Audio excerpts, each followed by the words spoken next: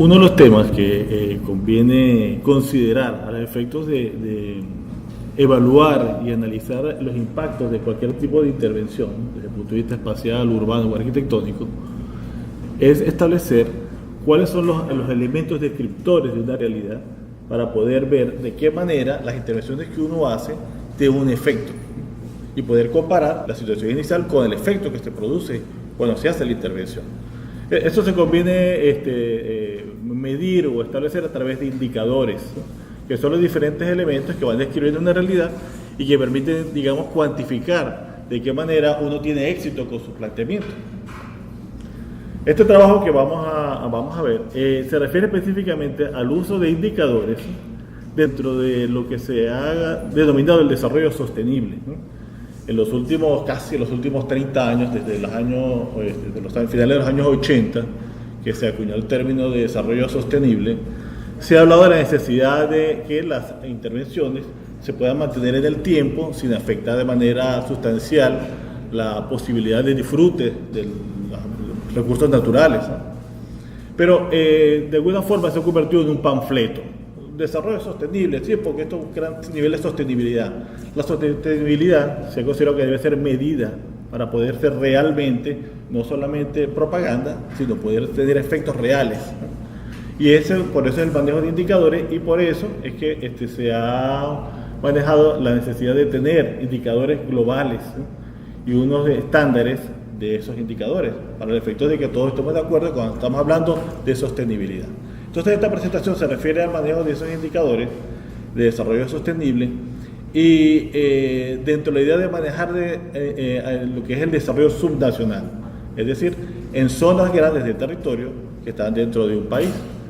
En particular, este trabajo se refiere a cómo poder medir el desarrollo sostenible de una subregión nacional, pero es una subregión fronteriza, que en este caso es la zona norte de la frontera entre Colombia y Venezuela, ¿no? Esta zona tiene una serie de particularidades que vamos a brevemente revisar, pero en todo caso la exposición que vamos a tener ahora está basada en estos 4 contenidos, ¿no? Primero, las 3 premisas, lo que se refiere a lo que son los Objetivos de Desarrollo Sostenible de las Naciones Unidas, otro lo que es la nueva agenda urbana y la iniciativa de prosperidad urbana a través de ONU Habitat, y lo que son la visión actual de lo que es el manejo de fronteras, ¿no? Aparte de estas premisas, vamos a ver algunas estrategias para abordar la información respecto a Colombia y Venezuela, y particularmente a esta zona fronteriza entre ambas naciones, ¿no? En tercer caso, vamos a ver unas plataformas y unas estrategias para poder conformar esas bases de datos para manejo y creación de líneas base, y luego herramientas de seguimiento del éxito de las gestiones que nosotros hagamos. Y al final vamos a abordar unas recomendaciones al respecto. La primera premisa se refiere a los Objetivos de Desarrollo Sostenible, ¿no? Ustedes sabrán que desde el principio de este siglo, ¿no?, las Naciones Unidas aprobaron lo que fueron los Objetivos de Desarrollo del Milenio, ¿no? Y esos fueron lineamientos de política, fueron 7 objetivos que orientaron las políticas públicas prácticamente en todo el mundo durante estos primeros 15 años del siglo, ¿no? Esos objetivos fueron sustituidos a partir de enero de este año, ¿no?, con lo que se llaman los Objetivos de Desarrollo Sostenible, ¿no? Fueron aprobados en septiembre del año pasado y fueron resultado de una evolución de lo que fue los Objetivos de Desarrollo del Milenio, con todos los análisis y recomendaciones que se hicieron con las experiencias de manejo de esos indicadores, ¿no? Los Objetivos de Desarrollo Sostenible son 17, ¿no? Los del Desarrollo del Milenio eran 7 apenas. Y algunos de los aspectos que consideran estos indicadores es la idea de la localización, ¿no? Y es porque dentro de una corriente tradicional, muchas veces de las ciencias exactas, ¿no?, de considerar elementos universales, ¿no?, los Objetivos de Desarrollo Sostenible consideraron la necesidad de que los indicadores también estuvieran adaptados a realidades particulares, y es el concepto de localización, ¿no? No solamente son elementos abstractos a nivel nacional, sino que deben responder a realidades particulares, y esos indicadores deben reflejar características de esas comunidades, ¿no? Nosotros el año pasado, a través de un trabajo de investigación doctoral, hicimos una evaluación de estas localización de indicadores a nivel subnacional para el caso de Venezuela, ¿no? Se analizaron unos 13 bloques de información, unas 1.200 y tantas variables de información que se manejaban en información pública con respecto a ámbitos subnacionales del país, porque muchas veces los gobiernos utilizan la información en forma general como para compararse de un gobierno a otro, pero la realidad dentro de un país, los territorios van variando, y si bien puede ser que el país tenga unas cifras generales muy bien, cuando vemos la realidad a escala subnacional, de regiones, de estados, de municipios, de parroquias o de localidades, hay unas grandes asimetrías y eso no es lo apropiado, ¿no? Entonces, se puede establecer que de un grupo de información, cuáles eran las variables que realmente nosotros teníamos información, podríamos tener datos. Porque de nada vale tener indicadores muy buenos, pero si no tenemos información, esos sistemas no funcionan, ¿no? Por otra parte, se hizo también un trabajo con expertos en esta materia de desarrollo sostenible, y de allí, digamos, se asumieron y se estableció un marco general de saber cuáles son los indicadores de los cuales hay información en Venezuela a nivel subnacional y que resultaran, a partir de este grupo de expertos, los más apropiados para poder retratar la realidad de nuestro país, ¿no? El segundo elemento tiene que ver con la nueva agenda urbana, ¿no? Sabrán que desde la conferencia de Río, y luego la de Río más 20 en el 2012, se fue gestando, se fue concretando dentro de la idea del futuro que queremos, ¿no? Que fue el documento general planteado en el 2012, de qué forma lo que fue resuelto en Hábitat 2, que fue la conferencia sobre los asentamientos que ocurrió en Estambul en el año 96, y de la cual la facultad nuestra facultad tuvo una participación importante. Incluso aquí se editó un libro sobre ese tema. De qué manera esos indicadores o esa visión general de la ciudad debía ser actualizada bajo los nuevos retos del tercer milenio, ¿no? Y básicamente Hábitat 3, cuyo documento definitivo los invito a buscar en internet, que fue emitido hace 2 semanas, ¿no? Estableció el concepto de ciudad próspera. No basta con tener buenas condiciones en calidad de vida, no basta mantener posibilidades de perpetuidad en los recursos naturales, ni equilibrios económicos. Necesitamos la sensación de prosperidad. Las personas, el género humano necesita la sensación de que las cosas están mejorando, están avanzando. Y de esa manera las ciudades deben tener esa concepción de prosperidad, ¿no? Y la prosperidad a nivel urbano se mide a través de estas características. Una ciudad compacta, que sean ciudades inclusivas, ciudades participativas, ciudades resilientes, ciudades seguras y sostenibles, ¿no? Son 6 conceptos, ¿no?, que permiten, digamos, evaluar cualquiera de nuestras propuestas o cualquiera de las políticas desde el punto de vista de esos elementos de lo que es la prosperidad, ¿no? Y es porque en Hábitat 3 ellos se fueron a abordar específicamente el objetivo número 11, ¿no?, de los objetivos de desarrollo sostenible, que son las ciudades sostenibles y resilientes, ¿no? Y establece una serie de lineamientos, ¿no? La prosperidad no es casual, ¿no? La prosperidad es algo gestionado, es multidimensional, ¿no?, y es transdisciplinario, por lo tanto. La prosperidad, los nichos que se consigan deben ser consolidados. La forma urbana es determinante, ¿no? La forma urbana no es un elemento abstracto, la forma urbana debe generar impactos que deben ser incluso medibles, ¿no? El potencial económico obviamente debe estar vinculado, debe estar asociado a lo que es una política social de desarrollo de la ciudad, ¿no? Cualquier intervención debe ser reflejada en el efecto social. La nueva agenda urbana asegura la buena gobernanza, y la gobernanza, que es un concepto que ha sido impulsado en los últimos años, tiene que ver con la gobernanza o la buena gobernanza, que en la práctica debe ser lo mismo, tiene que ver con la manera de cómo la gente participa en el desarrollo de su espacio y en la calidad de vida, ¿no?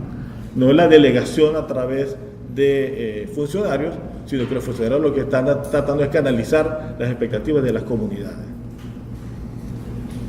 La ciudad próspera debe considerar sus entornos, no es un elemento aislado, no debe producir islas cognitivas de satisfacción, debe generar un impacto sobre todo ese entorno y en sus diferentes escalas. Rural y urbano deben abordarse de forma integral, ¿no? Uno de los impactos mayores que ha habido con la sociedad de la información es que el hecho urbano no es algo aislado del continuum territorial, ¿no? La ciudad, ¿no es más sino una densificación de actividades, pero los medios de comunicación permiten que uno pueda y uno deba tener la misma calidad de vida en los medios con poca densidad, tradicionalmente considerados como rurales, ¿no?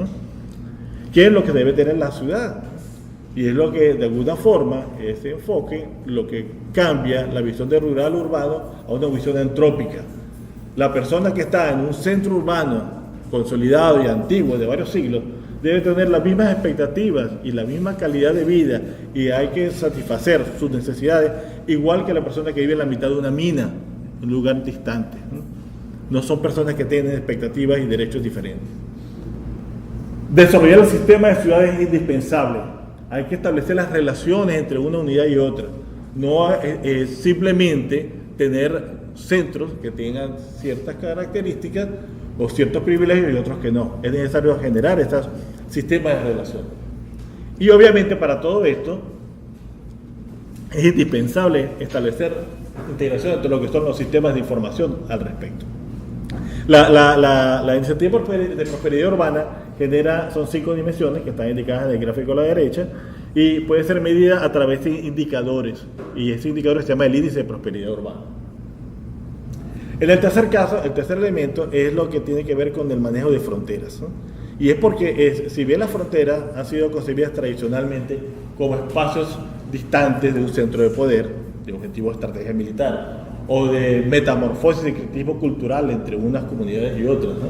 O cooperación económica, en los últimos años ha habido mayor énfasis en lo que son las discontinuidades que se producen en la frontera y las situaciones de filtro y de selectividad que se dan en las transferencias de frontera. Y es porque los fenómenos mundiales que ustedes habrán escuchado con respecto a los problemas migratorios han ido cambiando el enfoque a tratar de abordar los problemas de refugio, de apatridia, ¿no? Es decir, de no tener un país, ¿no?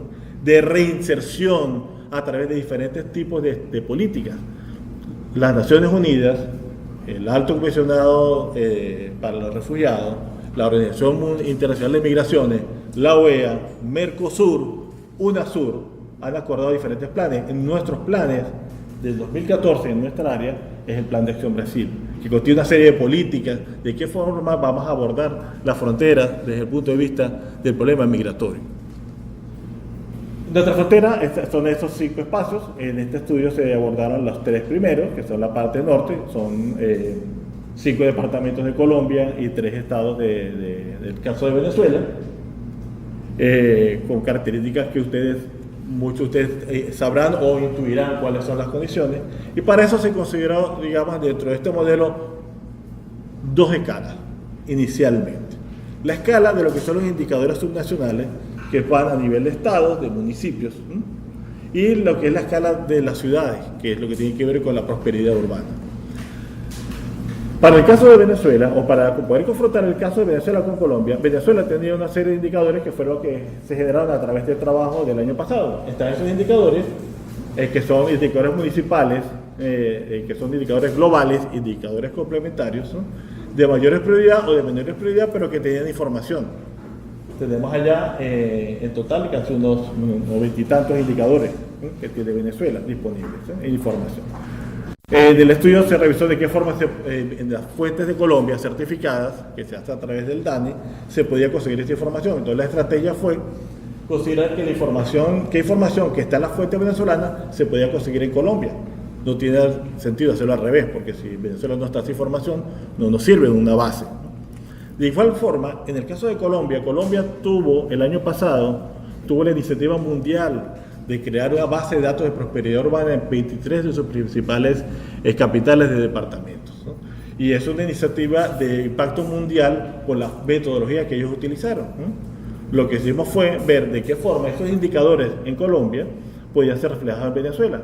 Y esos indicadores se manejaron a través de tres grupos de índices. Había un índice, el índice básico, que es el que permite comparar un país con respecto al otro.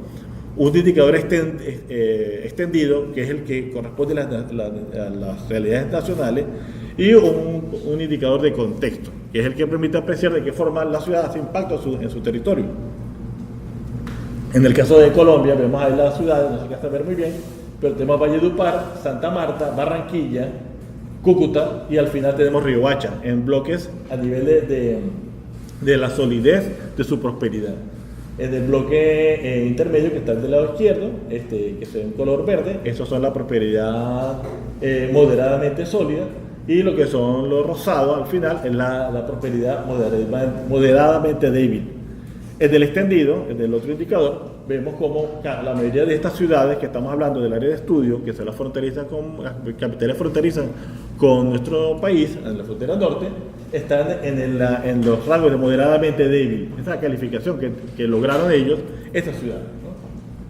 A la derecha vemos de qué forma se vio esa información que estaba en las fuentes colombianas, si se podía conseguir en Venezuela, a nivel de lo que eran los centros urbanos o de los municipios urbanos. Obviamente, pues no había mucha de esa información por las características de información que tiene Venezuela los datos. Bueno, estos son sistemas ya que se podían crear. En la izquierda es un sistema de seguimiento basado en información a nivel de los estados y departamentos del lado de Colombia y Venezuela. Hay diferentes dificultades poder integrar información porque las formas de medición geográficas en un país y el otro varían. Los criterios para poder determinar esos valores varían y hay que hacer cierto procesamiento, ¿no? A la derecha vemos lo que es a nivel municipal, lo que corresponde a los municipios de de esta región fronteriza, ¿no? En este caso vemos lo que es un gráfico de pobreza por necesidades básicas insatisfechas. Lo más oscuro son las zonas más pobres, lo más claro son las zonas menos pobres, de acuerdo a ese estudio, ¿no? El otro elemento es el índice de prosperidad urbana, ¿no? Y este índice tiene diferentes dimensiones. Tiene una dimensión de infraestructura, tiene una dimensión de gobernanza. En el caso de poder comparar ambos países, básicamente podemos comparar información de infraestructura, que es lo que hay. A la izquierda vemos este gráfico multidimensional, vemos las ciudades fronterizas que estamos considerando, y vemos cómo el polígono exterior, que es el celeste, refleja lo que es el indicador de infraestructura de vivienda.